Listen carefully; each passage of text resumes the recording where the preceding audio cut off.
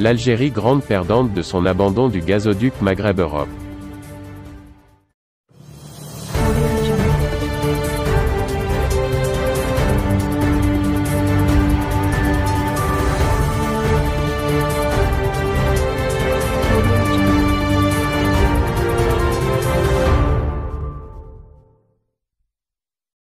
En voulant nuire au Maroc, l'Algérie s'est tiré une balle dans le pied. Le gazoduc Medgaz, qui remplacera le gazoduc Maghreb-Europe, GME, ne satisfera pas les besoins énergétiques de l'Espagne. De plus, le Maroc dispose de plusieurs options en cas de non-renouvellement du contrat d'acheminement du gaz via le GME. L'une des premières conséquences de la rupture des relations diplomatiques de l'Algérie avec le Maroc est d'ordre économique et énergétique.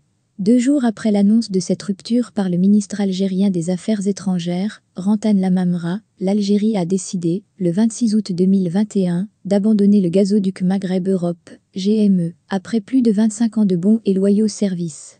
Lors d'une rencontre avec Fernando Moran, ambassadeur de l'Espagne à Alger, le ministre algérien de l'Énergie, Mohamed Arkab, lui a annoncé que désormais le gaz algérien sera acheminé aux voisins ibériques via le gazoduc Medgaz au lieu du GME, qui passe par le Maroc.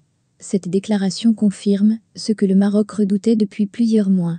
La presse algérienne avait, en effet, insinué que le renouvellement du contrat du GME était compromis à cause du Maroc, chose que le Royaume a démenti à plusieurs reprises. Une décision hasardeuse. En voulant faire du mal au Maroc, l'Algérie s'est tiré une balle dans le pied. Il faut savoir que, pour ses besoins énergétiques et budgétaires, le Maroc ne dépend ni du gazoduc Maghreb-Europe, ni de ses redevances, qui ont baissé drastiquement ces dernières années à cause de la crise énergétique en Algérie. En 2019, ces redevances n'ont pas dépassé les 50 millions d'euros, soit moins de 1% des recettes douanières. En 2020, ces taxes ont été réduites de moitié.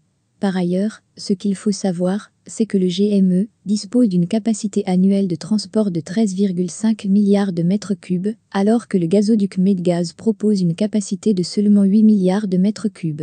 L'Algérie a promis à son client européen une extension de cette capacité, mais qui nécessitera un investissement de 280 millions d'euros.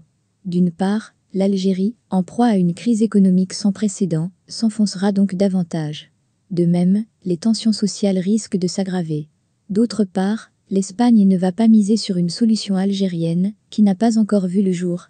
L'énergie est vitale pour tout État et l'Espagne ne va pas s'aventurer à se lancer dans un nouveau contrat dont les risques sont nombreux.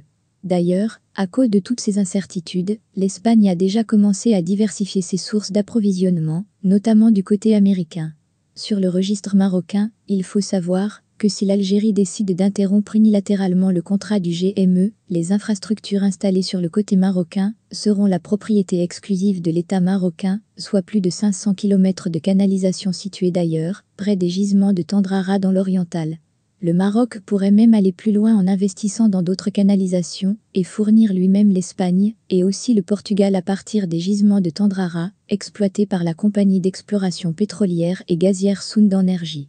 Ceci en attendant bien sûr la mise en place de l'énorme gazoduc qui reliera le Nigeria à l'Europe en passant par 11 pays. Une initiative marocaine visionnaire qui permettra au Maroc d'être l'un des principaux fournisseurs énergétiques de l'Europe, damant ainsi le pion à l'Algérie.